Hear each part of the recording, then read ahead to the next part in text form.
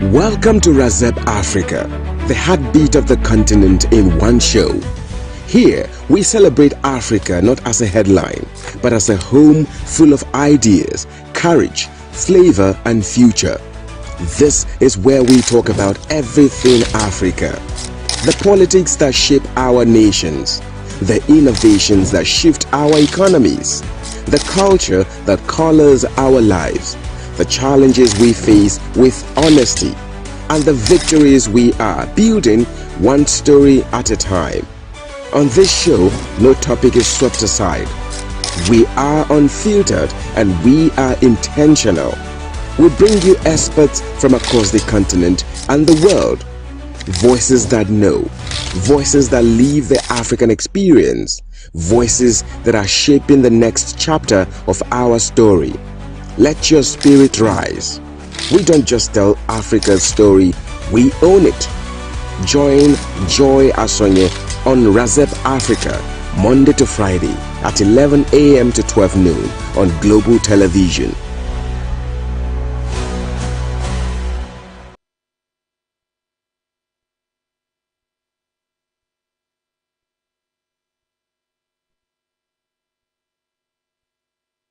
Hello there, many thanks for joining us on Razep Africa. Thank God it's Friday, and as usual, here on the show, we'll start with the African News Update, where we give you updates across Africa, telling you all that's happening and give you a bit of an analysis to keep you abreast with the African stories. Like I said, today's Friday, so after the African News Update, we would be going to join Agriculture for Today and Tomorrow with Daniel Black, who would once again give you reasons why you should take the agricultural sector super serious. I mean, we already know how important that is. It feeds us and keeps us alive, literally. My guest in the studio this morning, Engineer Jethro Anon Tehile, is the president of the Nigerian Youth Congress and a nationally treaty arrangement backed by the United States. The proposal has generated debate both domestically and internationally, with supporters describing it as a peacekeeping effort, while critics question the political and security implications of such a deployment.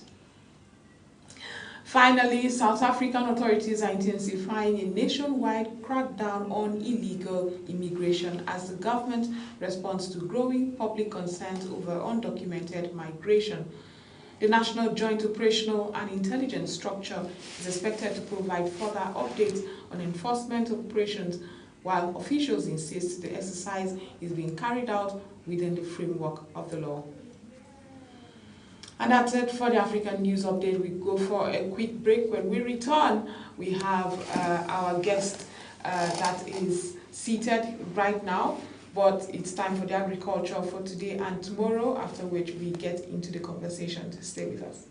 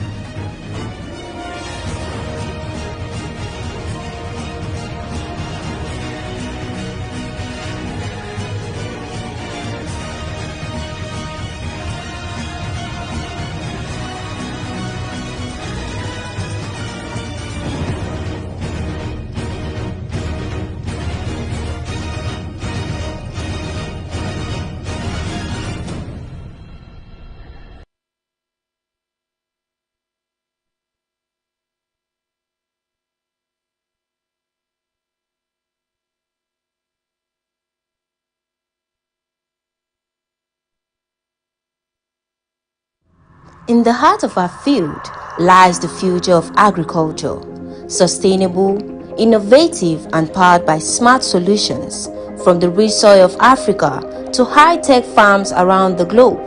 Agriculture is evolving to meet the demands of tomorrow. At the intersection of tradition and technology, we discover smarter ways to grow more, waste less, and harvest greener. Together, we are cultivating a future where every harvest sustains the earth and its people. Join us 11:15 a.m. Mondays and Fridays on Global TV, Channel 365 DSTV, StarTime Channel 276, or YouTube Livestream GSA Initiative. Agriculture for today and tomorrow, as we share groundbreaking ideas, empowering farmers, and celebrate greenhouse solutions. Together, let's grow the future.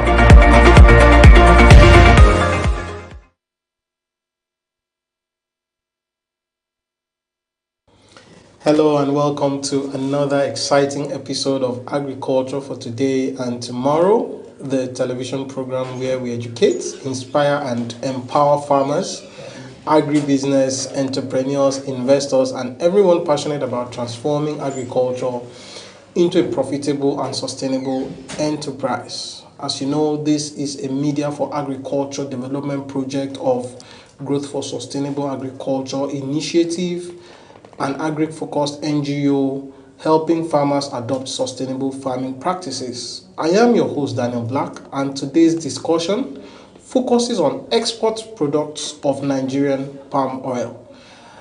We all know, for the past episodes, we have been spotlighting exports of agro-commodities in Nigeria, and in the subsequent episodes, we are going to be seeing different products that can be exported, and but not just exported as raw materials, but of course value added to it to ensure that our forex exchange gains on such products are maximized to the core. Now, when many people think about oil palm, they think only of red palm oil. However, the oil palm is one of the world's most valuable economic crops because almost every part of the fruit can be processed into products with high export value. From food processing and cosmetic to livestock feed, renewable energy and industrial manufacturing, Nigeria's oil palm industry presents enormous opportunities for earning foreign exchange and creating jobs. So, a while back ago, Nigeria was the world's leading exporter of palm oil in the early 1960s. Before countries such as Indonesia, Malaysia expanded large-scale commercial plantations. Today, Nigeria remains Africa's largest producer of palm oil and one of the world's top producer, with annual product estimated at 1.5 and to 1.7 million metric tons. However, domestic demand still exceeds local production, creating significant opportunities for increased investment in oil palm cultivation, processing, and exports. So today we want to examine the major export products from Nigeria's oil palm value chain to be able to sensitize and give awareness on the different value chain, and also inspire a whole lot of people to be able to tap into this value chain that are otherwise left moribund. So first and foremost, let's start with the very commonly known crude palm oil. And we call it palm oil here in Nigeria, but at the export level in the international market, it's called crude palm oil, otherwise known as CPO. So this is the primary product, of course, which is obtained from the fleshy top, or as scientists will call it, mesocarp of the ripe oil palm. It is produced fresh when fresh fruit bundles are sterilized, boiled with steam, and the fruits are separated from the bunches mechanically. Now they are all digested and pressed to extract the oil from the top flesh. The oil is then sieved, filtered before storage. You see, this particular CPO can be refined into cooking oil, it can be used in margarine, food manufacturing, confectionery, industrial lubricants, and biodiesel production.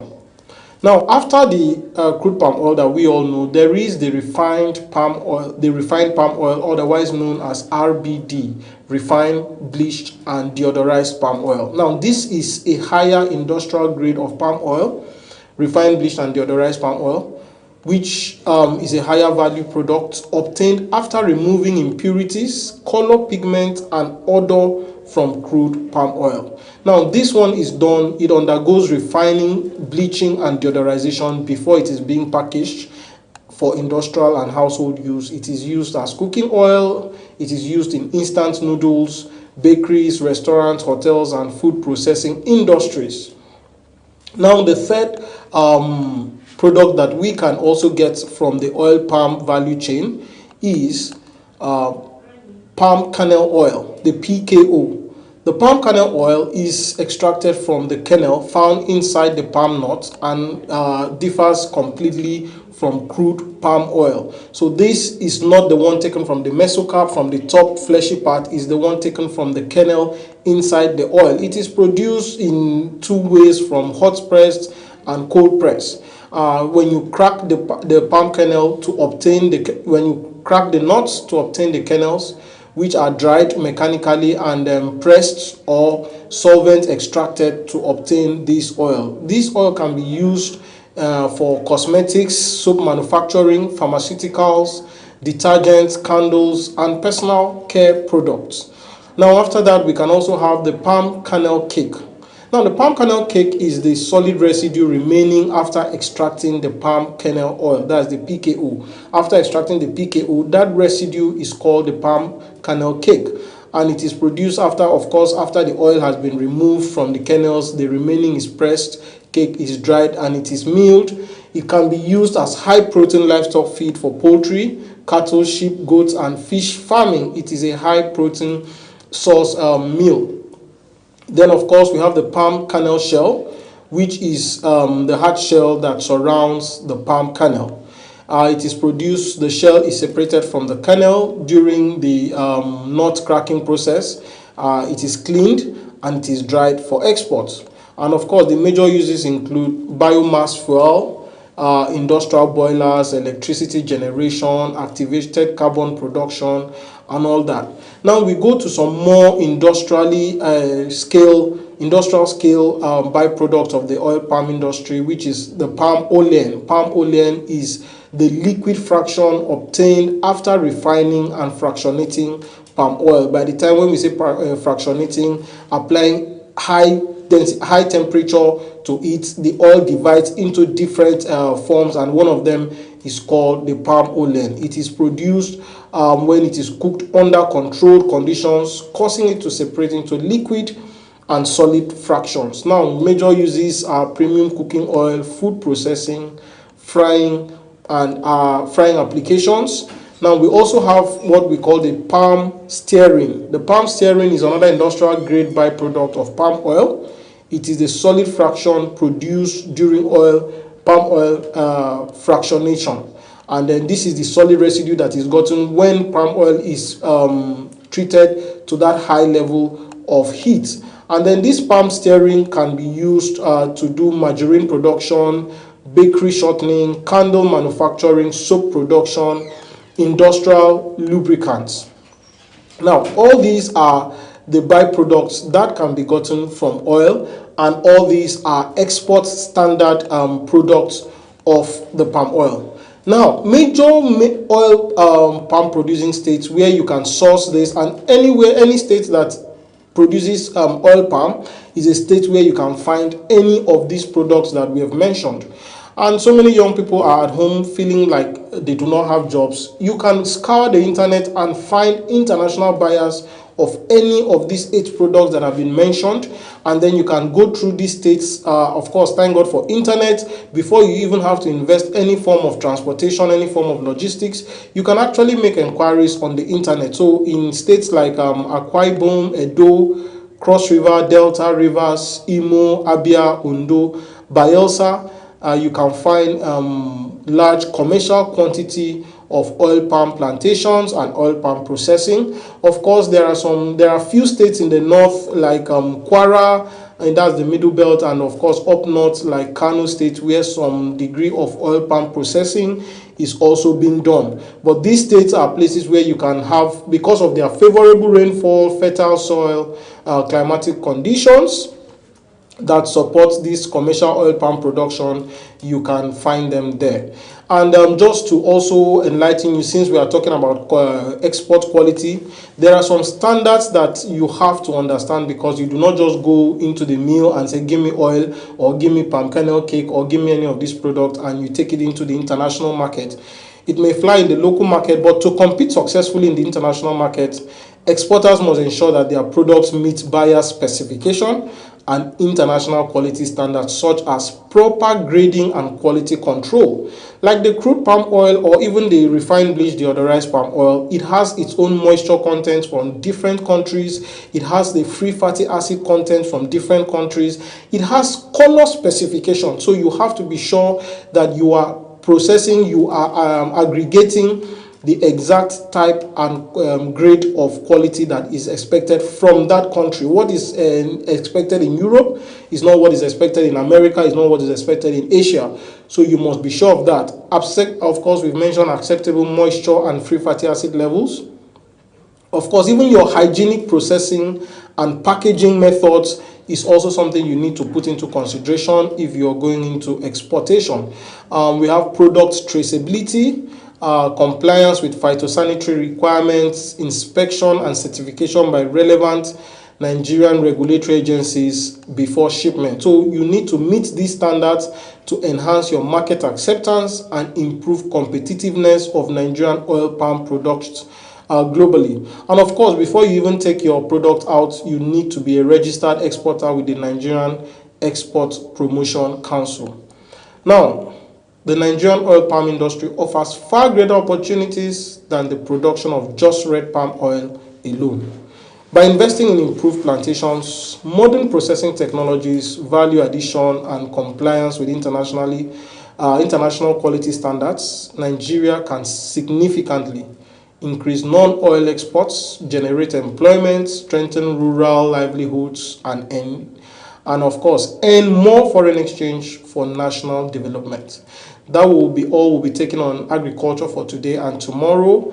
You can drop your comments, ask questions, and interact with this episode and every other episode by following us on our social media on Facebook, Instagram, LinkedIn, and YouTube on the name at gsainitiative.org, or you could just send us an email, official@gsainitiative.org. Thank you for joining us on today's episode, and see you in the next one. In the heart of our field lies the future of agriculture, sustainable, innovative, and powered by smart solutions. From the rich soil of Africa to high-tech farms around the globe, agriculture is evolving to meet the demands of tomorrow. At the intersection of tradition and technology, we discover smarter ways to grow more, waste less, and harvest greener. Together, we are cultivating a future where every harvest sustains the earth and its people. Join us 11:15 a.m. Mondays and Fridays on Global TV, Channel 365 DSTV, StarTime Channel 276, or YouTube livestream GSA Initiative. Agriculture for today and tomorrow, as we share groundbreaking ideas, empowering farmers, and celebrate greenhouse solutions. Together, let's grow the future.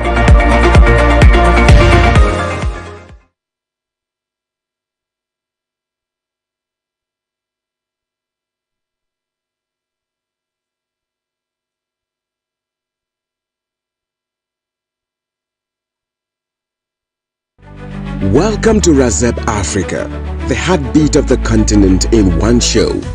Here, we celebrate Africa not as a headline, but as a home full of ideas, courage, flavor, and future.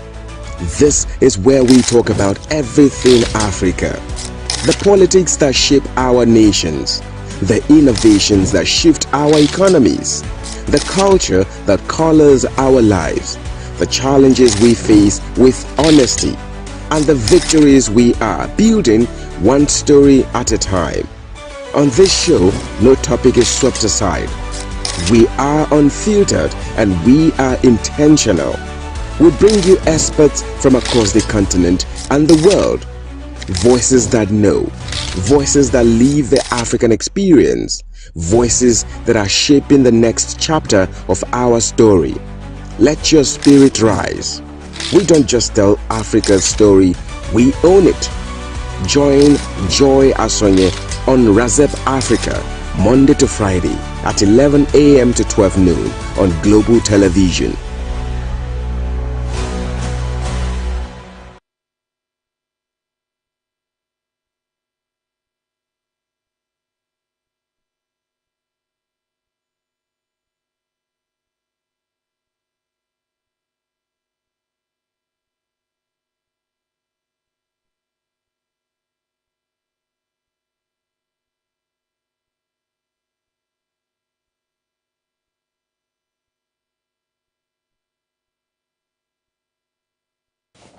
Welcome back to Razep Africa show. Thank you so much, Daniel Black, for giving us that very important update on the agricultural sector. I didn't even know how important kernel, the palm kernel is, and the many value chain that could be getting from just that alone. Thank you once again. Again, we're back here to examine serious issues shaping development and government in this beautiful continent of ours.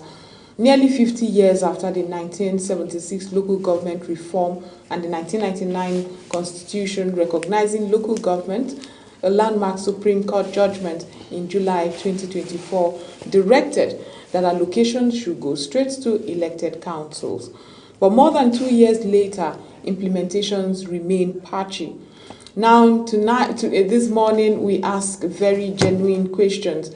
Local government autonomy can finally unlock rural development. Do we even know that? Or will it just decentralize corruption? And what could this mean for young people, jobs, agriculture, and democracy at the grassroots? Joining me is Engineer Jethro Anum Tehile, President of the Nigerian Youth Council. You're welcome to the show. Nigerian Youth Congress, I apologize. You're welcome to the show. Thank you very much. Right. Now, he's an engineer, public affairs advocate, and development consultant with extensive experience in youth empowerment, policy advocacy, and strategic partnerships, among many other things. He contributes a lot to nation building. Now, we have been talking about local government autonomy. Why is it important to you, especially because you seem so passionate about this one thing that you, in your words, would set grassroots development and especially youth development in the right path? Okay, thank you very much. Let me start by saying the local government autonomy is just a system of the local government having total control of its funding and decision making, which constitutionally they have the right to since 1999. But the state governors or the state governments, to say, have hijacked the system, stalling and stopping the local government from direct control of its resources, which gave birth to the landmark judgment that came up, just as you mentioned, 4th July 2024. The Supreme Court asked the federal government to pay the local governments directly its funds, to give them their funds to manage. But you see that issues came up with that. The interest of the state governors surfaced, and because the local government system of election is being controlled or conducted by the ISEC, the Independent State Electoral Bodies. Exactly. So the governors, because they control the party structures at the state, they handpick who represents the party or who becomes the flag bearer of the party. Exactly. And they have absolute or total influence on the state electoral bodies. So the question one asks is this: if the system of selection is biased or is being controlled by an entity, so it doesn't really reflect the aspirations of the people. So it becomes an issue to also in governance and administration, because it is who has influenced or let's say placed you there that you can, of course, who you pays play to his gallery. who pays the piper literally Takes takes the tune. So these are the issues we are having. If the chairman were duly elected and is an expression of the aspirations of the populace, they will actually standing for the populace, the masses. But you see, because an interest has kept them there, they play to the gallery or the interest of the superior interest that have brought them on board. So these are the issues we are having. Because to an extent, what is happening now is that the federal government have started paying directly the funds to the local government.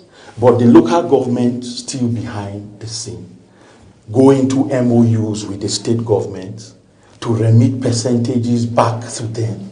They call it project monitoring. They say joint projects, that there are issues, infrastructure projects that cannot be handled by the local government, that the state government needs to help put the framework or organize the contracts and see that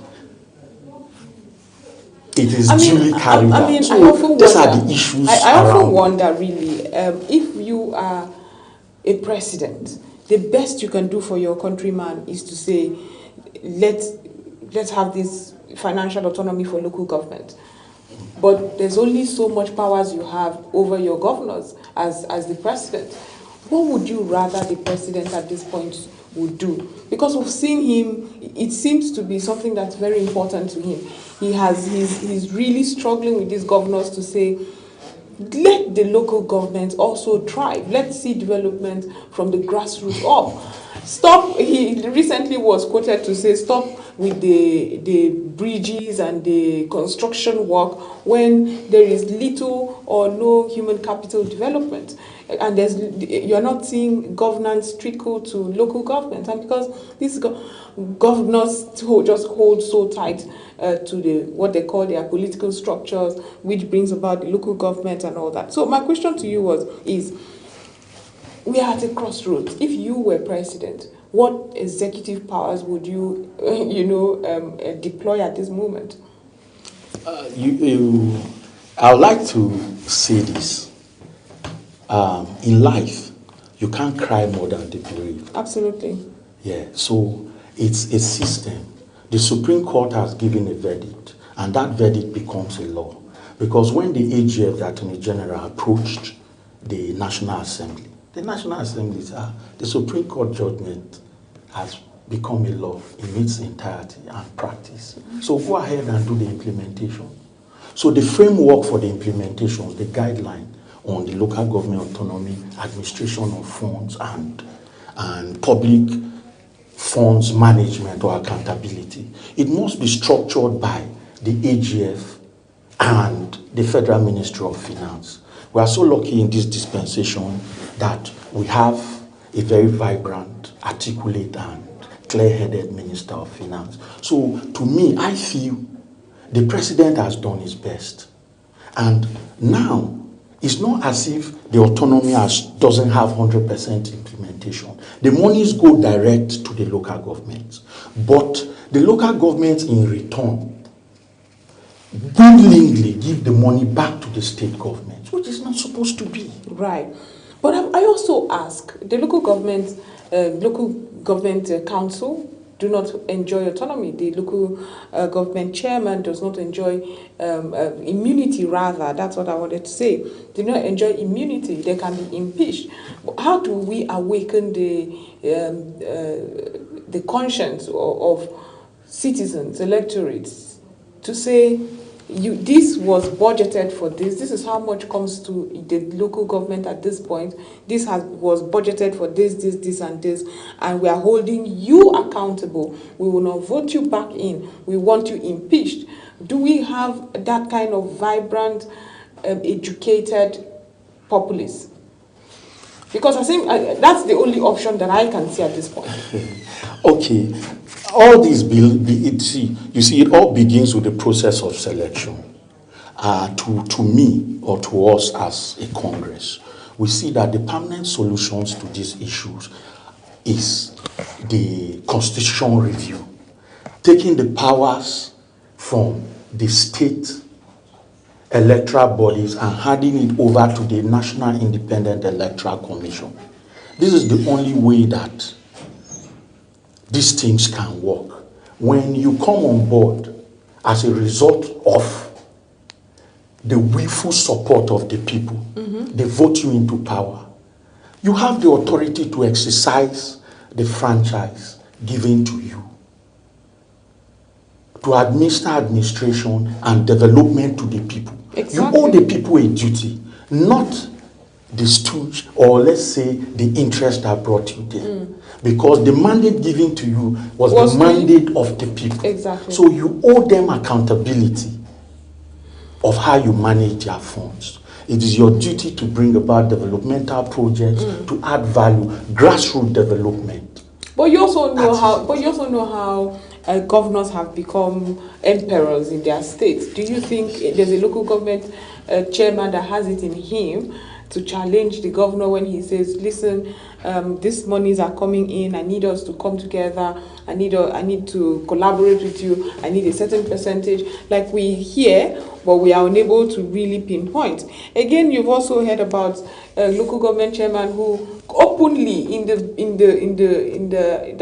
the apex of that advocacy for local government financial autonomy come out to say, we are loyal to our governor, we don't want to go against what the governor said, anything that my principal says is what I do. The whole idea of democracy is thereby defeated when a local government chairman does not seem to feel like he has the powers to exert and lead his local government like he should.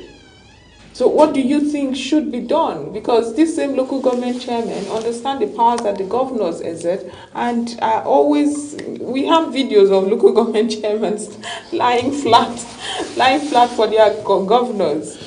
You see, this issue boils down to what I mentioned initially, that taking the powers to conduct elections, let's say from the state electoral commissions, and handing it over to the national independent, at least to an extent, we all agree that INEC is independent to an extent. Yes, we must agree to that. You see, when state conduct local government and councillorship elections, you hear of cases that everybody from the entire state, how many council wards and the whole local government was won by one party. You see, voter party, people don't even come out to vote because they know it's a thing of the governor handpicking, is a selection process. So you don't waste your time, and this is not good for our system at all. It's undemocratic. Allow the people choose who leads them. We are talking about capacity here. Initially, when these issues came up on the local government autonomy, allowing them take charge of their funds and full decision making, the governors came up with an argument that this local government does not have the capacity. Capacity is not inborn. Capacity can be built over time. Exactly. So when these frameworks come up, the guidelines for the autonomy and administration, public financing and accountability, and also auditing process, there should be a framework and a guideline. When you put it forth to the people, and the anti-graft agencies too are witnesses and have offices all over the local government secretariat, there will be a policing form of oversight and policing of how these funds are utilized. And you see, in every system, just like the federal government practices, the budgeting system, annually they come up with a budget, NDAs, agencies, parastatals, and they go to the National Assembly for vetting and checks and balances. So this is how it should be. It should also happen at the local government level. They have councillors and are you trying to tell me that there are no graduate people with experiences? Because everybody at the city center today in Abuja hails from a local government. I can give you an example. It got to an extent in Benue that a former deputy governor went as far as becoming a councillor because he said he needs to understand what is happening in his council ward so that he can actually note and bring about attract the needed development to his people. So this is how it should be. Our yearnings should be for grassroots development. You see, development starts from down top, not top down. Look at it now. You see, there are hospitals, primary health care centers abandoned across the local government areas. Whose responsibility to oversight this is the local government council. I can tell you today that the primary health care DG, one day, the primary health care center in his council ward, he has not visited. But he's there as the DG of primary health care. But the local government is closer to the people than the center. So there's need for devolution of powers and allow these people manage their resources. They know what's dear to them. So are we held ransom? Because I keep asking. Yes, we are. We are held ransom in the sense that. Can we even come out of these clutches? We can. I believe that the president knows what to do, and in everything you do, there's time, and when the timing is right, I believe he will nail it and set free the local government system. Because now, we are being held by the juggler, the governors, because they have interests. Mr. President needs to be re-elected. Mm-hmm. So when they come with their demands and their interests, he has to also find a way to accommodate them. But I believe that when he comes back again and he has nothing to lose, I believe that he also set the masses free. What would that entail? What would that look like, constitutionally speaking, with the powers that he has? Because I know there's a threat that he made some time ago concerning this. If local governments were not giving the utmost freedom to express themselves. Now, what do you perceive that should the president return for a second term when he has nothing to lose and can do and undo? What do you perceive would be his next action? Our demands to him is that for there to be meaningful development in Nigeria, the grassroots is key. When you neglect the grassroots development, you can't sum it up to anything meaningful. So that local government autonomy, outright freedom of expression. And I'm saying, what do you think he would do so that we are freed from this stronghold from the governors? What do you think the president... No, it's implementation. The Supreme Court has given us the judgment, and the judgment of the Supreme Court is actually a law now. So it's implementation. The political will to drive it is what's stopping it from happening. So I believe that when he has nothing to lose, he will enforce it, and there will be outright freedom for the people. So do you have confidence that we would get, because in America, for instance, a mayor can have serious arguments with the governor and it doesn't affect his political career, but that cannot happen here in Nigeria, where a local government chairman is having such a... Immediately you start it, that's the end of your political career, because the might, the powers within his office will be used against you brazenly, and we've seen it over and over. So they respect themselves. If they want to remain local government chairman, they hold that. However, we've seen instances like this where, listen, the office of the citizen, like I always like to call it, is so important. Listen, Mr. Governor, if you want us to elect you again, then ensure that remove your knee from the necks of the local government. How can we awaken that consciousness in electorate so that they will shun financial inducement and look directly into what really benefits them. We've been on a roller coaster. We come here, we talk about it again, we leave, and nothing goes on. The citizens themselves will see their governors, and it doesn't seem like they don't even feel like they can have these conversations with their governor, petition their governors, or insist even with the votes what they want. You see, everything begins with a step. A journey of 1,000 miles begins with a step in the right direction. I believe that this advocacy, we are here now trying to enlighten the people, to make them understand. Mm-hmm. See, it's just reforms, enlightenment, advocacy. For now, that's what we can do. Let the people understand that you need to stand your ground to get what you want. The issue here is this. This is public funds. The governors or those in power are just administrators of public funds. Absolutely. The country belongs to each and every one of us. It is taxpayers' money and earnings that has brought us this far. So the management and implementation of the guidelines, working principles of administration, bureaucracy, and all this, the people also have a right to it. To say, oh, this is the way we want it to go. But it's so sad that the young people are not enlightened enough. They don't understand this. So you see, the leaders have weaponized illiteracy. Absolutely. And they are using it against the people. So that's why when we come up now, I want to give you an instance now. You see now, the leaders have also made politics so expensive that an average person like us, young people, can't venture into it, except they handpick you and make you, put you there. You see, like in the last primaries that happened, you see governors buy all the forms and they give it to those they want to give it to. So tomorrow when we are there, can you go against them? Somebody if they do what so this is it. So what we are trying to say is that, and see, the highest thriving industry now, sector in Nigeria is politics. You go, you get in, you invest 50 million. By the time you get there, you have an assurance and a guarantee of 4 years of manipulations, access to public funds. Then you see your mismanagement, everything, an interest brought you have to serve the interest. We are putting monies together for elections. Nobody is even talking about the common man.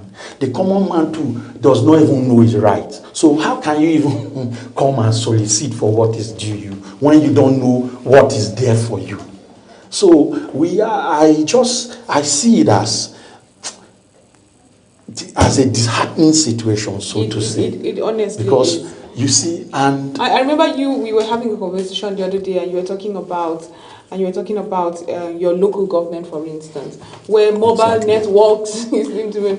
There's no bank in my local government. There's no network. So you have to. So we are. So these are the things. There's need for grassroots development. We need to be serious about moving from the Stone Age to a digital age. But this can only happen. However, have you petitioned your local government chairman?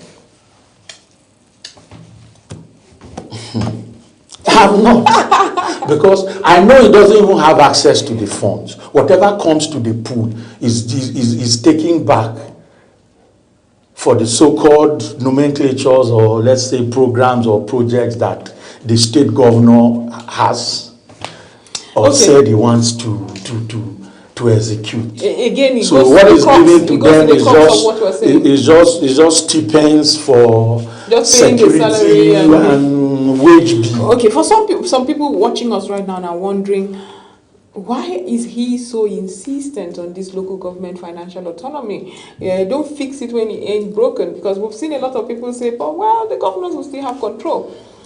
What would Nigeria look like if we had the true financial autonomy for a local government, and in 6 years? Oh, great. It's going to be a win-win situation. See, when you talk about governance, it's about community engagement and grassroots development. Right. You see, there's no need coming to Abuja to come and share or let's say you are coming to Abuja with a petition or with a demand to the DG of primary healthcare center that your healthcare center in your castle ward is not in good shape, and when these funds can be domiciled with the local government chairman and you have direct access. Do you get to walk into his office and say, oh, at this point in this council ward? So it's an entity that is easier to manage. Exactly. Because you have a local government has 14 council wards. So administration is easier. We are talking about on bundling so that these various tiers of government are easily managed and being supervised by the state government. So the state government should rather even be a regulatory body or provide the oversight needed for the local government. You collect their yearly proposals, budgetary proposals, and it's signed into law, and you set up a team. You set up a team that monitors their expenditure and the projects they come up with for implementation. So you go to the people, the ethnic and sociocultural communities or associations, and get to really know what their demands are, what their challenges are security-wise, so that you can address them. But you see, when everything is held at the center, it's difficult to manage. That's why we are insisting that this should be unbundled so that there can be meaningful development across board. Wow. This is what we are trying to say in essence.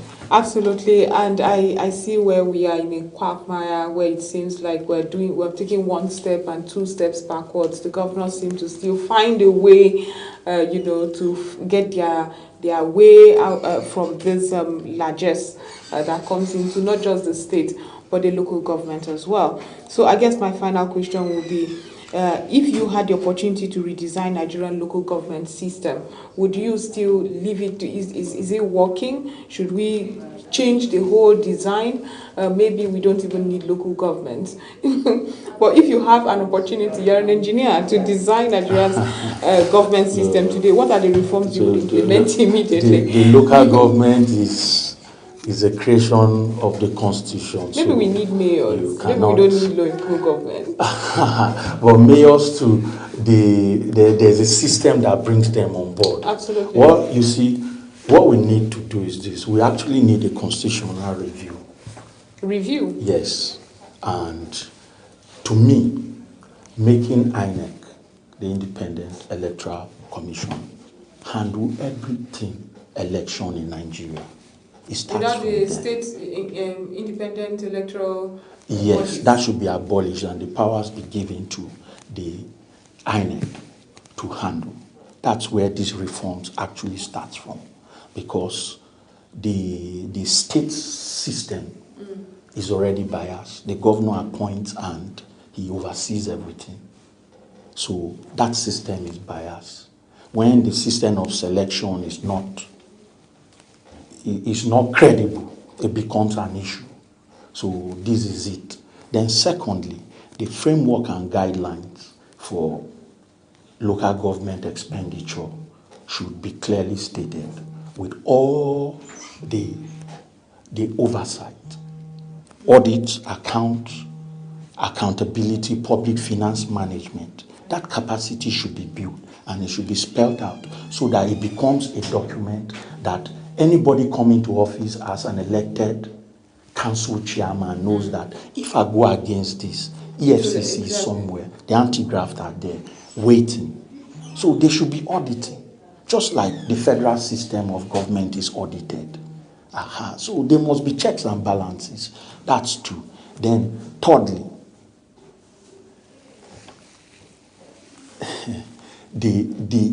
thirdly, capacity building. It's very, very important. Capacity building, because the truth is this, there's a lot of ungoverned spaces. And if you don't have the capacity to lead, you can't deliver. So, and this capacity comes from the mode of selection. So the people should be given the free will to choose who becomes their leader. And they know those that can lead them and take them to that expected destination which they desire. So it is very, very important here that these people, the system, be free from encumbrances and the holistic bound of the governors. So that's my deposition for now. For now, there's more to come. There's more to come. Thank you so much, Engineer, for being part of the show and sharing your insights into the conversation. It's very important to finally have that local government financial autonomy. That's the only time we can enjoy grassroots development. And thank you for your insights. Thank you very much. Thanks for having me. Yes, and that's it for today's edition of Razep Africa. Been a wonderful conversation from the African News Updates to agriculture for today and tomorrow. And now we talked about local government autonomy, the missing link to youth and grassroots development. Thank you for being part of the show. Rest assured, we'll be back next time with more. Have a wonderful rest of the day.